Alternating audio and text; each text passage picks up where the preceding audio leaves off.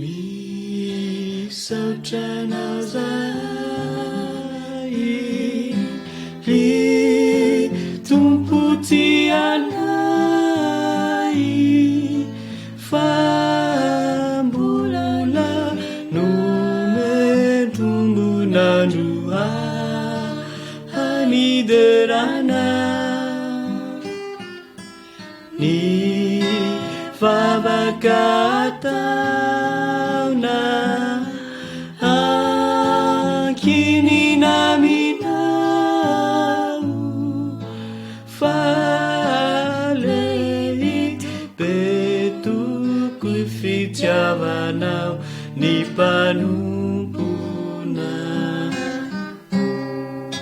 ery lehibe toko anay ny mivavaka aminao ko ampiny olongataka aminao ny fahasoavana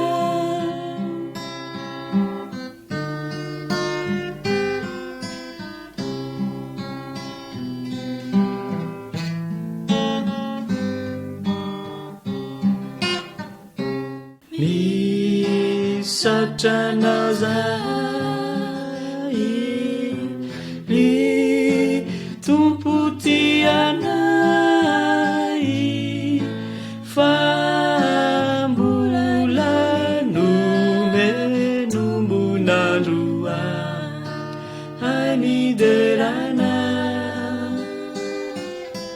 ny vavaka ataona ankininaminao fa lehibe tokony manao ny mpanompona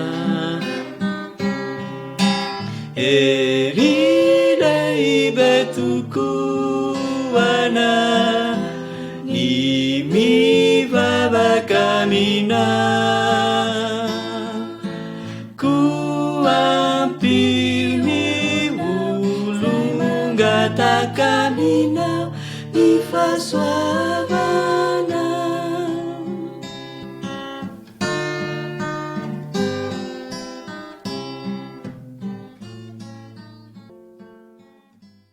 Jereo Henoy Hiaino boky fahaefatra. Ireo mpanompon'Andriamanitra. Teny fampidirana. Fiarabana ho anareo ry namako. Andriamanitra dia tia sy miahy ny olona rehetra, indrindra moa fa ireo izay mankatoa sy manompo azy. Henoy ny zavatra nitranga efa taona lasa maro izay araka ny voarakitra ao amin'ny tenin'Andriamanitra dia ny Baiboly, ary jerevo ny sary ao amin'ny boky mavomavo. Rehefa maheno izao feo izao ianao dia jereo ny sary manaraka.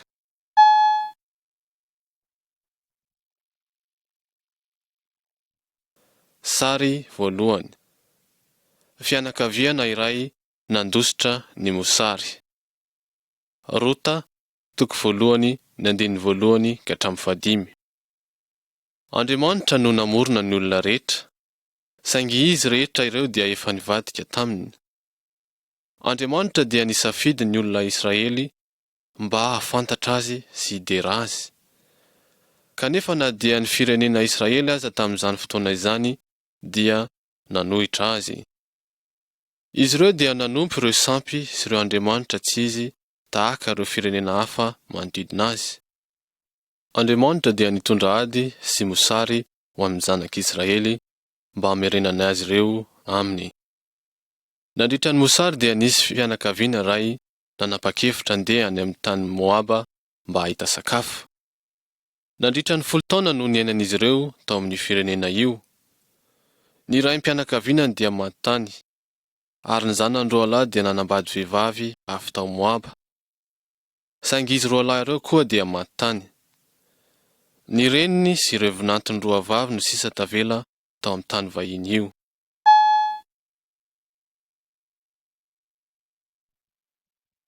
Sary faharoa. Naomi sy Rota niverina tany Israely. Rota toko voalohany andininy fahenina toko faharoa amby roapolo. Ny renim-pianakaviana tao amin'ny fianakaviana io dia natsoina hoe Naomi. Ireo Moabita vinantovaviny dia i Rota sy Orpa. Naomi dia nanapa-kevitra mba hiverina any amin'ny tany Israely. Ary hoy Naomi tamin'izy ireo: nahoana no hiara-mandeha amiko ianareo?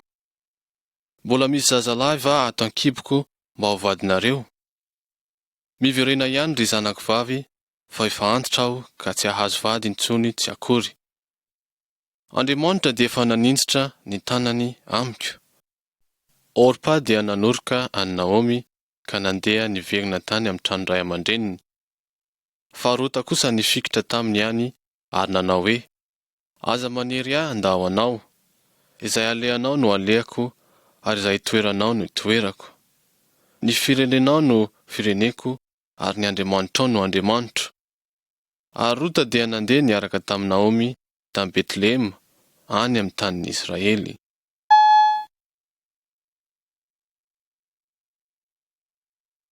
Sary fahatelo. Rota eny amin'ny tany mpijinjana. Rota toko faharoa andininy voalohany ka hatramin'ny fahatelo amby roapolo. Taoriany niverenan'izy ireo tao Betlehema dia hoy Rota tamin'i Naomi: ako aho hankany an-tsaha mba hitsipona salohim-bary eo arian'izay hahitako fitia eo masiny. Naomi sy Rota dia tena nahantra. Dia nandeha teny an-tsaha izy, nisy mpiasa mpijinja vary teny. Ny anaran'ny tompon'io saha io dia nantsoina hoe Boaza. Nanontany mpiasa Boaza ny momban-dra vehivavy avy amin'ny firenen-kafa izay eo amin'ny taniny. Ary hoy ny iray tamin'izy ireo nanao hoe: zazavavy Moabita izay niverina nomban'i Naomi. Boaza dia nahita ny zavatra tsara izay nataony tamin'ny rafozam-baviny. Hitany koa fa mpiasa tsara izy, ary hoy izy tamin'i Rota: mitoera eto anilan'ny zatovovaviko, aoka ny masonao ho amin'ny tanimbary izay jinjainy, ka manaraha eo ariny ianao. Nandidy ireo zatovovavy izy mba tsy haninona andra vehivavy, fa hamela voambary mba hangoniny. Tamin'io alina io dia notantarain'i Rota any Naomi ny hatsara fanahin'i Boaza.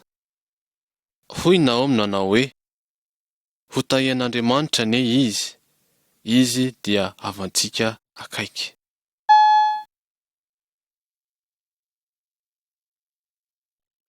Sary fahaefatra. Rota sy Boaza tany am-pamoloana. Rota toko fahatelo ny andininy voalohany ka hatramin'ny fahavalo amby folo. Rehefa maty ny lehilahy eo amin'ny Israely, dia afaka manambady ilay vehivavy vady maty izay havana akaiky azy indrindra. Indray andro dia hoy Naomi tamin'i Rota: tsy hitady izay tokantrano ahitanao fiadanana va aho anaka, mba hahasoanao? Boaza dia havantsika, indro mikororoka vary eo am-pamoloana izy anio alina. Koa mandroa ary miakanjoa ny akanjonao izay tsara indrindra, ary mandehana any amin'izay toerana misy azy eny am-pamoloana. Fantaro izay handriany, ary rehefa mandry izy dia mandria eo an-tongony. Rota dia nanao izany arak'izay voalazan'i Naomi. Rehefa nifoha Boaza ka nahita an'i Rota teo an-tongony, dia fantany fa te hanambady azy raha vehivavy. Ary hoy izy taminy: aza matahotra, ataoko aminao izay rehetra angatahinao, fa fantatr' izay rehetra eo an-tanan'ny fireneko fa vehivavy tsara ianao.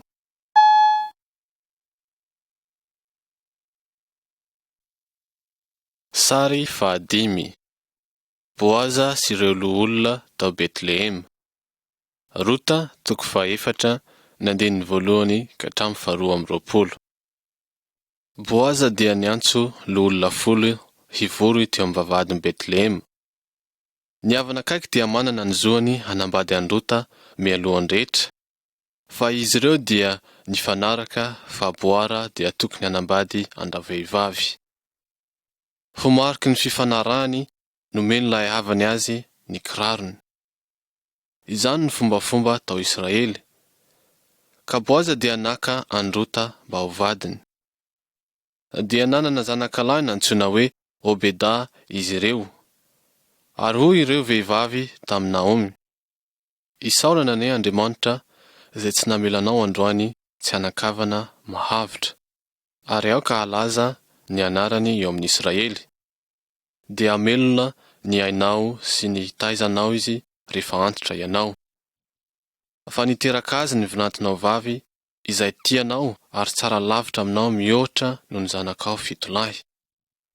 Ry namako, Rota dia nahita fifaliana rehefa nanompo an'Andriamanitra sy ny olona izy. Obeda dia tonga raiben'i Davida, ilay mpanjaka lehiben'i Israely, ary tamin'ny faramandimbony no niavian'ny mpanjaka lehibe rehetra. Hianarantsika ny momba azy eo amin'ny sary manaraka.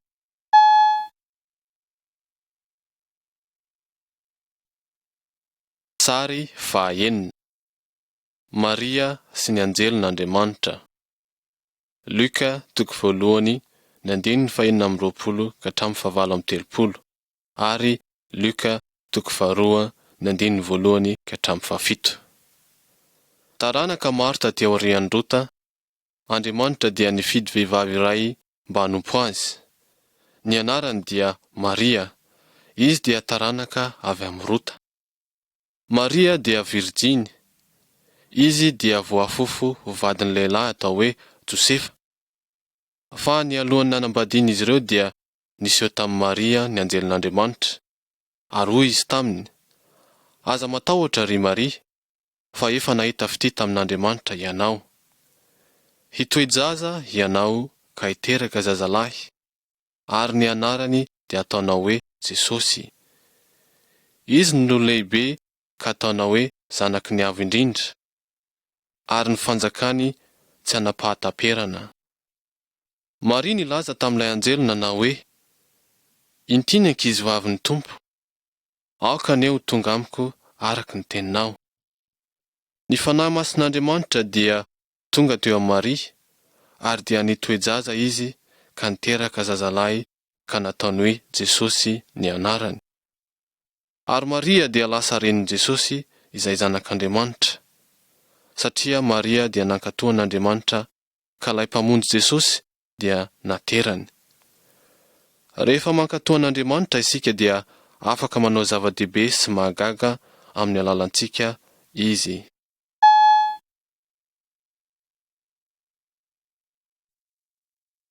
Sary fahafito.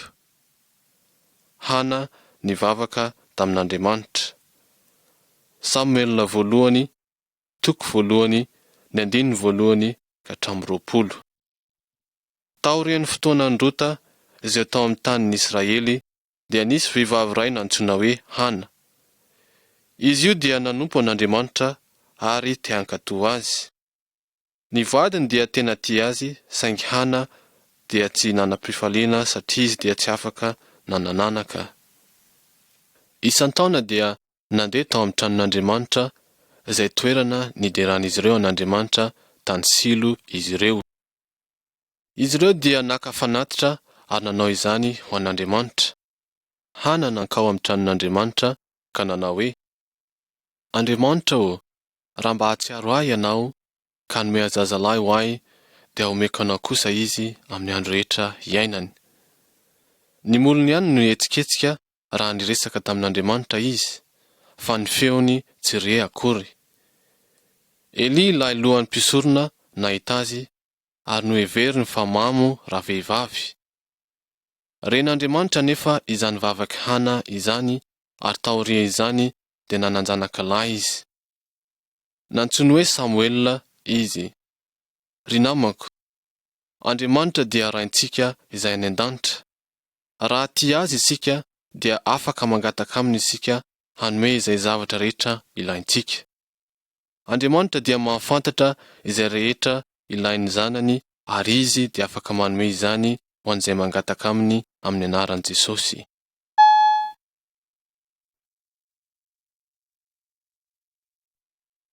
Sary fahavalo. Ilay zaza Samuela ao an-tranon'Andriamanitra. Samuela voalohany toko voalohany ny andininy 420 ka hatramin'ny 720 ary Samuela voalohany toko faharoa ny andininy 12 ka hatramin'ny 220 ka hatramin'ny toko 20 ny andininy faharoa ka hatramin'ny 15. Raha mbola zaza i Samuela, Hana dia nanolotra azy ho an'Andriamanitra. Nalaindra vehivavy izy mba hiara-miaina amin'ny Eli tao amin'ny tempolin'ny Silo. Eli dia nampianatra an'i Samuela ny an'ny fanompoana an'Andriamanitra. Elia dia nanana zanakalahy 2 samy mpisorona izy roalahy saingy ratsy fanahy izy ireo. Hany Andriamanitra ka nijanona tsy niteniny tamin'ny olona tamin'ny alalan'izy roalahy mpisorona ireo. Indray alina Samuela raha natory teo amin'ny tranon'Andriamanitra dia niantso ny anaran'ny tampoka Andriamanitra. Samuela dia niazakazaka tany amin'ny Eli ka nanao hoe, "Inty aho fa niantso ahy ianao." Fa hoy kosa Eli, "Tsy niantso anao aho, andeha mandry ihany." Izany dia nitranga intelo. Dia fantatra Eli fa Andriamanitra no niantso an'i Samuela. Ary dia niteny tamin'i Samuela izy mba hamaly an'Andriamanitra ka nanao hoe, "Mitenena Andriamanitra fa miaino ny mpanomponao." Andriamanitra dia niresaka tamin'i Samuela matetika ary dia lasa mpisorona lehibe izy. Mpaminany sy mpitondra lehibe teo amin'ny Israely izy. Andriamanitra dia mbola miantso olona hanompo azy tahaka ny niantsony an'i Samuela. Andeha isika hieno an'Andriamanitra ary hankatoa ny teniny.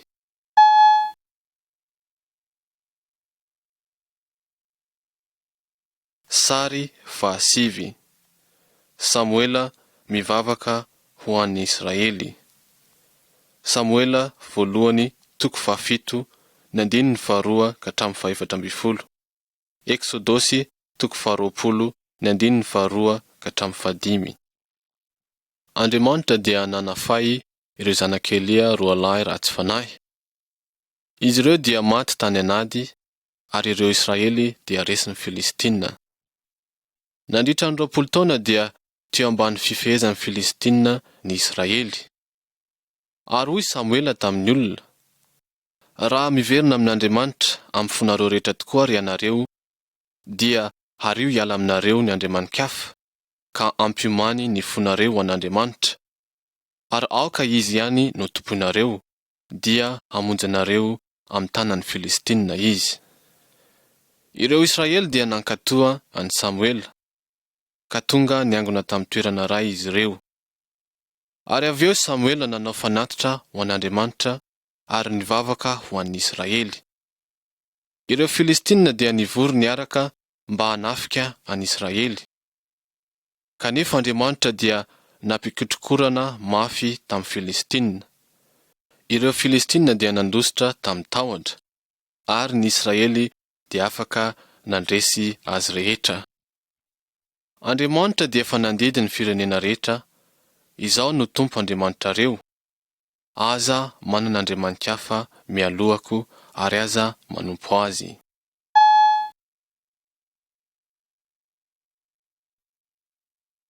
Sary 10. Samuela nanositra diloilo an'i Saoly. Samuela voalohany toko 9 ny andininy 1 ka hatramin'ny toko 10 ny andininy 1. Andriamanitra no tena mpanjakan'i Israely, ary Samuela izay teo ambanin'Andriamanitra dia nitarika ny olona. Satria ireo foko sasany dia nanana mpanjakany manokana.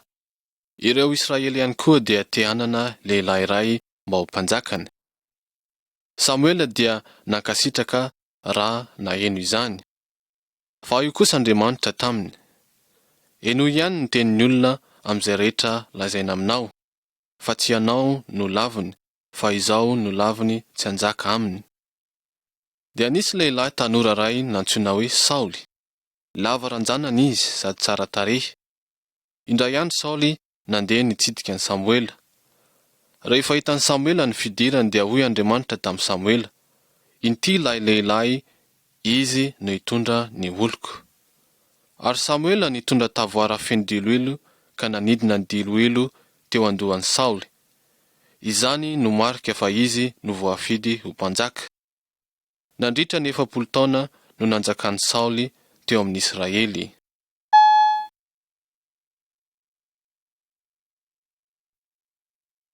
Sary 1. Saoly mandrovitra ny akanjon'i Samuela. Samuela voalohany 5:1-20. Ireo Amalekita dia olona tena ratsy fanahy izay nampijaly an'i Israely. Ka hoy Samuela tamin'i Saoly mpanjaka, henoy ny teny avy amin'Andriamanitra. Mameleza ny Amalekita ary aringano izay rehetra mety ho azy. Aza asiana miangana na dia iray aza. Andriamanitra dia nanampy an'i Saoly sy ireo miaramilany mba handresy ireo Amalekita. Saingy tsy nankatoan'Andriamanitra izy ireo. Nangalan'izy ireo ny biby fiompy tsara ny Amalekita ka nataony fanatitra ho an'Andriamanitra ary tsy novonoan'izy ireo ny mpanjaka ny Amalekita. Ary hoy Samuela tamin'i Saoly, satria nandany tenin'Andriamanitra ianao dia nolaviny tsy ho mpanjaka kosa. Ary noho niodina nandeha Samuela dia noazon'i Saoly ny sisin'akanjony ka rovitra teo an-tanany izany. Ka hoy Samuela nanao hoe, efa notriarin'Andriamanitra kosa ho afaka ho aminao androany ny fanjakan'ny Israely ka efa nomeny ny namanao izay tsara noho ianao. Ry namako, Saoly dia nanao fanatitra ho an'Andriamanitra saingy tsy nankatoa azy izy. Samuela dia nankatoa sady nanompa an'Andriamanitra nandritra ny androm-piainany rehetra. Andriamanitra dia nilaza fa tsara ny mankatoa azy noho ny manao fanatitra. Andriamanitra koa dia nilaza fa hanome voninahitra izay rehetra manome voninahitra azy.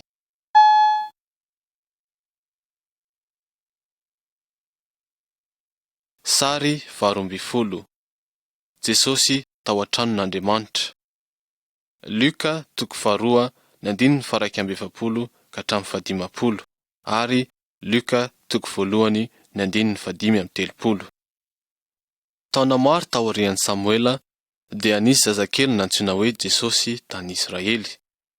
Maria no reniny fa Andriamanitra no rainy. Rehefa feno 12 taona Jesosy, Maria sy Josefa dia nandeha tany Jerosalema ary Jesosy niaraka tamin'izy ireo. Ary rehefa niverina hody izy ireo dia nijanona Jesosy ka nitady azy ireo ray aman-dreniny. Afaka 3 andro dia hitan'izy ireo Jesosy tao amin'ny tranon'Andriamanitra dia ny tenimpolo izany. Niresaka tamin'ireo jiosy mpampianatra izy ny amin'Andriamanitra. Maria nilaza taminy hoe, anaka, nahoana no nanao toy izao taminay ianao? Izato ahiahinay nitady anao. Fa hoy kosa Jesosy, tsy fantatrao va fa tsy maintsy ho eto an-tranony raiko aho? Raha mbola zaza tahaka ny Samuela Jesosy dia fantany fa mila manompa an'Andriamanitra izy. Tsara tokoa no anompoantsika an'Andriamanitra raha mbola tanora isika. Jesosy dia tonga mba hitondra ny olona rehetra hiverina amin'Andriamanitra. Andriamanitra mantsy no tena mpanjaka marina sy mpitondra ny olona rehetra.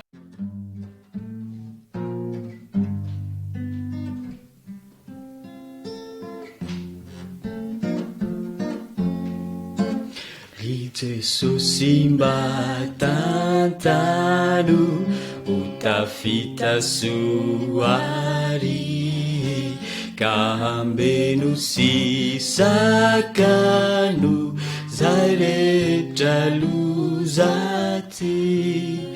Rano be mangeny eny zao aleako izao kapkaianao iteny mba hotokiko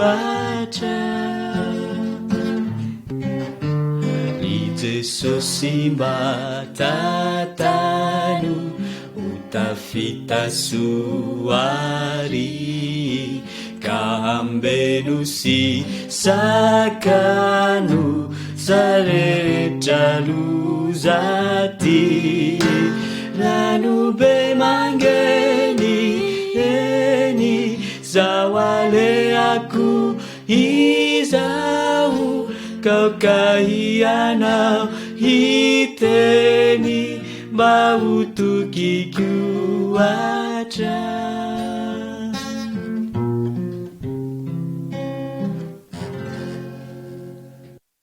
Boky fahaefatra.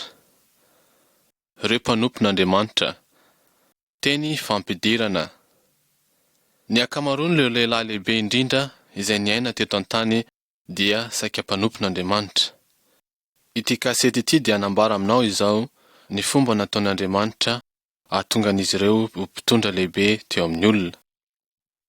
Jereo amin'ny sary manaraka rehefa maheno izao feo famantarana izao ianao.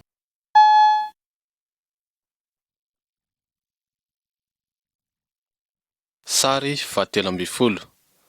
Davida ilay mpiandro ondry mahery fo. Samuel voalohany 19 ny andininy voalohany ka hatramin'ny 17 ary Samuel voalohany 17 ny andininy 430 ka hatramin'ny 530. Sauli no mpanjakan'Israely voalohany, saingy tsy nankatoan'Andriamanitra foana izy. Andriamanitra dia nandao an'i Sauli ary tsy nanampy azy intsony. Indro nisy zazalahy iray izay nantsoina hoe Davida. Izy dia mpiandry ondrin'ny rainy. Izy dia natokan'Andriamanitra velona ary tsy mba natahotra loza izy. Indray andro nisy liona naka ny ray tamin'ireo ondry. Davida dia nahafaty ilay liona ary namonjy ilay ondry. Nanao feon-java-maneno tsara izy ary ny hira nideran'Andriamanitra. Ireo hira dia nantsoina hoe salamo ary izany dia afaka hitanao ao amin'ny tenin'Andriamanitra ny Baiboly. Davida dia nanjary karazana lehilahy izay tian'Andriamanitra ho an'ny olona rehetra. Saul dia mbola mpanjaka an'Israely fa Andriamanitra dia nifidy an'i Davida sahady mba ho mpanjaka ho solon'i Sauli.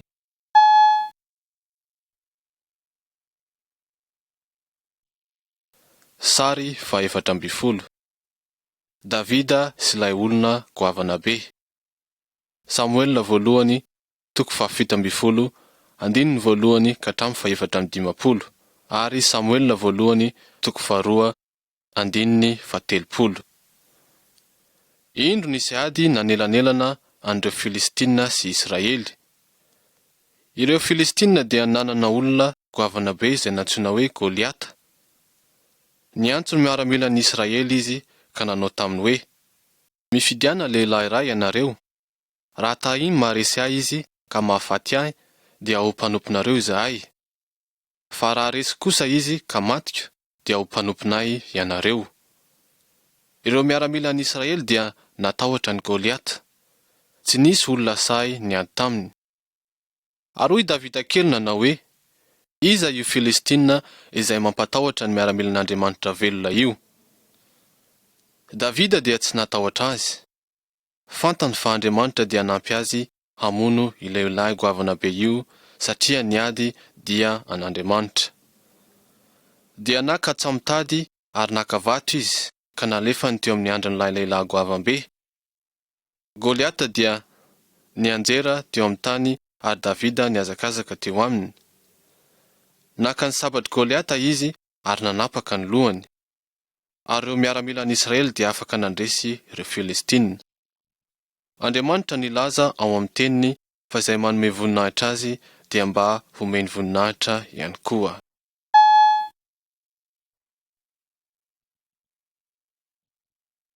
Sary 15. Sauli dia nikasa hamono an'i Davida. Samuel voalohany 17 ny andininy voalohany ka hatramin'ny 17 ny andininy 10.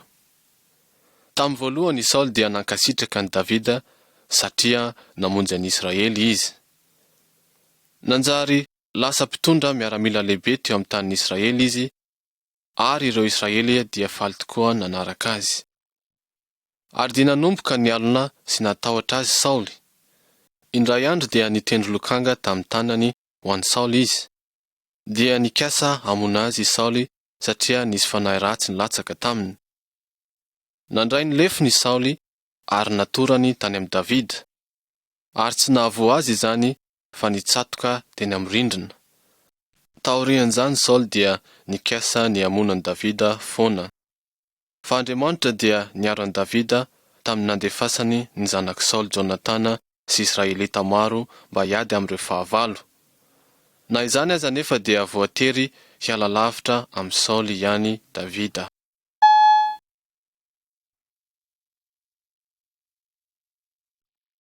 Sary 40. Davida tsy nanala ny ain'i Saoly.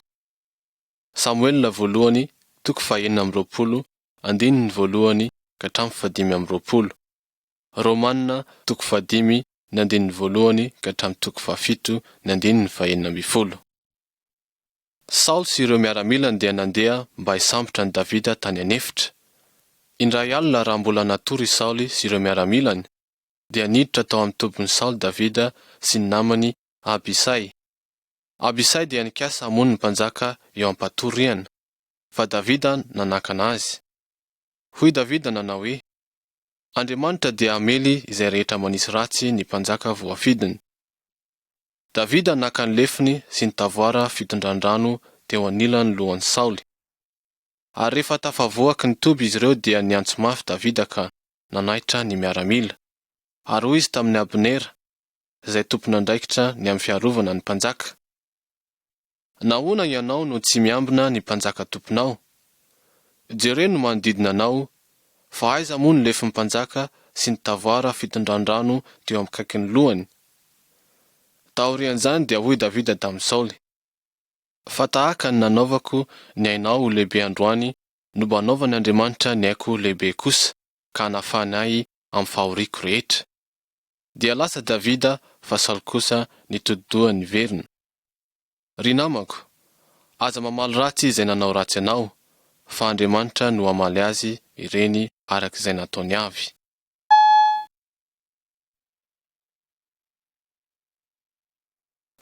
Sary 17. Davida dia lasa mpanjaka.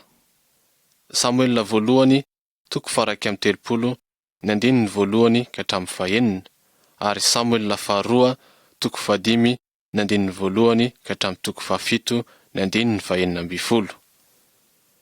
Ireo Filistina dia tonga niady tamin'ny Israely indray. I Saoly mpanjaka, ny zanany lahy Jonatana sy ny ralahany dia maty tany anady daholo. Avy eo ny olona nanao an'i Davida ho mpanjaka ny Israely. Nanorona ny lampany tao amin'ny tanàna Jerosalema izy. Andriamanitra nanao tamin'i Davida hoe, izao no nakanao tany an-tsaha, dia avy tamin'ny fiandrasan'ondry mba ho mpanapaka ny Israely. Omeko anarana malaza tahaka ny anarana izay lehibe ambony tany ianao. Ary Andriamanitra dia nanao an'i Davida ho malaza ary nanome hery azy mba handresy ny fahavalon'i Israely.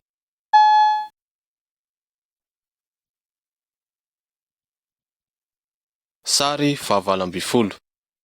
Davida sy Batseba. Samuela faharoa 1:12, Andininy voalohany ka hatramin'ny 2:12, Andininy 20. Eksodosy 20:20, Andininy 14. Indray andro Davida nitsangatsangana teo an-tampony lapa, dia nahatazana vehivavy tsara tarehy mandro izy. Davida dia naniry andra-vehivavy ho azy. Ny anarany dia Batseba. Izy dia vadiny Oria izay miaramila avy amin'ny tafiky Davida. Oria dia lasa nandeha mba hiady tamin'ireo fahavalon'i Israely. Ka nandefa iraka Davida ho an'ny kapiteny ny miaramila.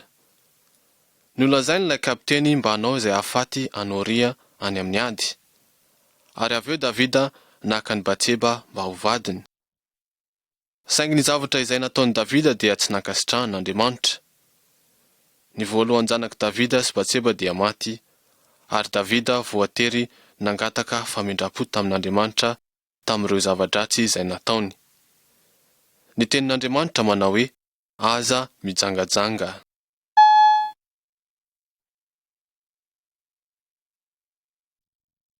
Sary 19. Trano ho an'Andriamanitra. Tantara voalohany 2:20, Andininy voalohany ka hatramin'ny 19. Davida dia nanota teo anatrehan'Andriamanitra, kanefa Andriamanitra dia mbola tia azy ary sitrany izy mba hanompo azy. Te hanorina trano lehibe izy na tenipoly izay ahafahan'ny olona rehetra mihaona mba hiderana an'Andriamanitra. Kanefa hoy Andriamanitra taminy, tsy mahazo manao trano ho an'ny anarako ianao, satria be ny raha efa nalatsakao tamin'ny tany teto imasoko.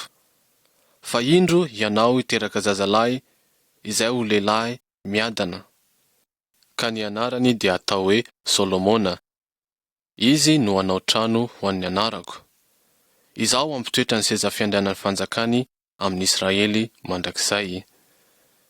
Davida dia nanomana zavatra maro ho an'ny tranon'Andriamanitra mialohan'ny nahafatesany, fa Solomona kosa no nanorina izany. Izany tranon'Andriamanitra izany dia tena tsara tarehy tokoa. Nandritra ny 7 taona no nanorenany izany. Ny olon'Israely Israely dia nideran'Andriamanitra nandritra ny 100 taona tao amin'izany trano izany, izay tao Jerosalema, ary tsy adinon'izy ireo fa Davida dia tena mpanjaka lehibe.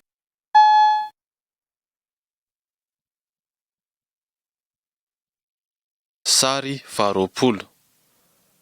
Jesosy tonga tao Jerosalema. Matio 1:20 ny 1 ka hatramin'ny 20. Afaka 10 taona tao aorian'i Davida no nahaterahan'i Jesosy. Jesosy dia taranaka Davida. Ny reniny dia Maria Virjiny. Ny rainy dia Andriamanitra tsy toa. Jesosy no ilay mpanompon'Andriamanitra lehibe indrindra. Izy dia nampianatra ny olona ny amin'ny fahamarinan'Andriamanitra. Nanao zava-mahagaga izy tamin'ny alalan'ny herin'Andriamanitra. Saoly sy Davida ary ireo olona rehetra eto ambony tany dia efa nanota teo anatrehan'Andriamanitra. Fa Jesosy kosa dia tsy mbola nanota mihitsy. Indray andro dia nitaingina boriky nakany Jerosalema izy. Nivoaka ny olona ka niorakoraka azy nanao hoe, Hosana ho an'ny zanaka Davida. Hosana dia midika hoe vonjeo. Isaorana ane izay avy amin'ny anaran'Andriamanitra. Fantatry ny olona mantsy fa Jesosy dia lehibe lavitra noho i Davida. Izy no mpanjaka ny mpanjaka rehetra.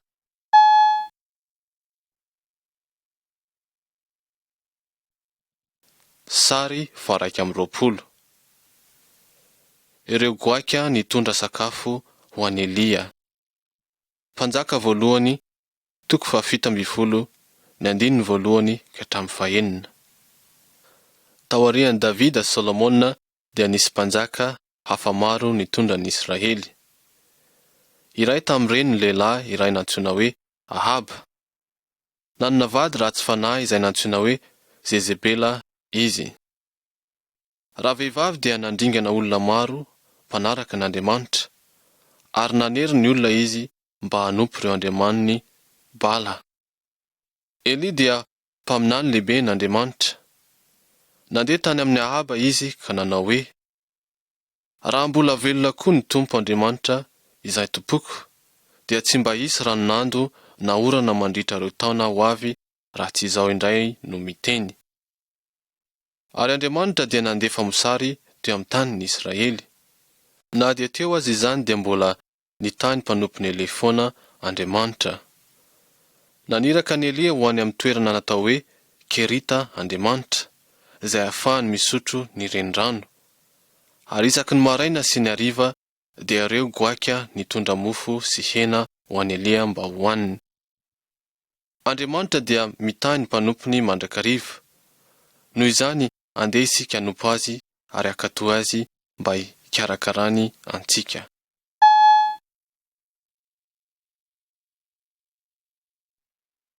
Sary 22. Elia sy ny afon'Andriamanitra. Mpanjaka voalohany 17 ny 1:12 ka hatramin'ny 1:20. Tamin'ny taona fahatelo mosary dia nasain'i Elia nantsoiny Ahaba avokoa ireo olon'ny Israely sy ireo mpaminany izay nanompo ilay andriamanikafa Bala tany an-tendrombohitra natao hoe Karmela. Hoy izy tamin'izy ireo, raha Andriamanitra no tompo dia manaraha azy, fa raha Bala kosa dia manaraha azy. fa ny olona tsy namaly azy akory. Dia hoy Elia tamin'ny olona, maka vantotr'ombalahy 2 ho antsika. Aoka ny mpaminany bala isafidy ny iray amin'ireo vantotr'ombalahy mba ataony fanatitra, fa aoka izy ireo tsy hanisy afo amin'izany. Izaho karakara ny vantotr'ombalahy iray ary tsy hanisy afo amin'izany. Ary miantso ny anaran'ny Andriamanitrareo ianareo, ary izaho kosa iantso ny anaran'ny Tompo. Ny Andriamanitra izay resahan'i Elia dia ilay Andriamanitra izay efa niresaka tamin'ny olona ary mitandrina ny teniny. Hoy Elia, izay Andriamanitra mamaly amin'ny afo dia aoka izy no Andriamanitra. Ary ny olona rehetra dia nifanaiky tamin'ny Elia, dia niantso ny anaran'ny bala nandritra ny andro manontolo ny mpaminaniny. Nandiha nanodidina ny fanatitra izy ireo ary nitetika ny tenany tamin'ny sabatra sy lefina, saingy tsy nisy afo akory teo. Noho ny tonga ny hariva dia nikarakara ny fanatiny Elia. Nasainy norarahan'ny olona rano betsaka teo ambonin'ny fanatitra sy ny kitay, ary dia nivavaka tamin'Andriamanitra izy. Dia nilatsaka ny afin'Andriamanitra ka nandevina ny fanatitra dorana sy ny kitay azo. Ary ny olona rehetra niankohaka ka nanao hoe, ny Tompo, izy no Andriamanitra.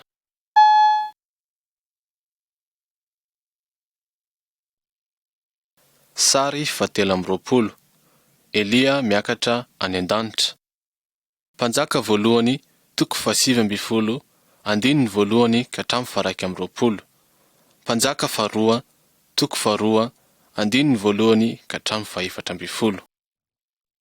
Elia dia namono ireo mpaminany bala satria ratsy fanahy loatra izy ireo. Jezebela vadiny Ahaba mpanjaka dia nandrahona hamonan'i Elia. Natahotra izany Elia ka nandositra lavitra tany anefitra, tany no nihaonan'Andriamanitra tamin'ny Elia.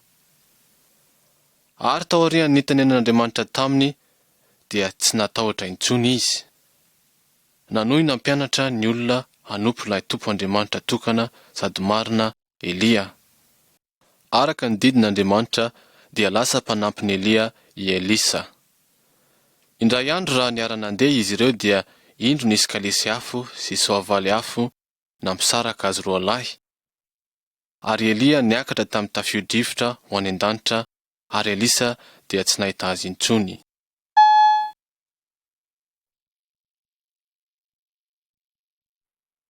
Sary 4. Elia sy Mosesy miaraka amin'ny Jesosy. Luka 5:20, andininy 20 ka hatramin'ny 9:30. 700 taona taty aoriana Elia, rehefa niaina tety an-tany Jesosy, dia naka ny mpianany 3 lahy Jesosy mba hivavaka any an-tendrombohitra. Raha nivavaka Jesosy dia niseho Mosesy sy Elia. Ireo mpianatra 3 dia nahita azy ireo, izay namirapiratra ny amin'ny voninahitr'Andriamanitra. Dia niteny avy any an-danitra Andriamanitra, hoy izy nanao hoe, ity no zanako malalako izay sitrako, izy no henoy. Ry namako, Andriamanitra sy ireo olona lehiben'ny Israely dia maneho an Jesosy ho antsika. Jesosy dia tonga tetỳ an-tany ary mba hosorona ho an'ny fahotantsika sy ny fahotan'ny olona rehetra hatramin'izay, satria Andriamanitra dia hamonjy ny olona rehetra amin'ny alalan'ny zanany Jesosy. Jesosy no mpamonjitsika, izay natsangan'Andriamanitra tamin'ny maty. Ary Andriamanitra dia manome fiainana mandrakizay ho an'izay olona mihaino teniny, matoky azy ary mankatoa azy. Ka andeha hiaino azy ary hikatsaka ny fiainana mandrakizay ao aminy. Misaotra nazahay, Tompo ty anay,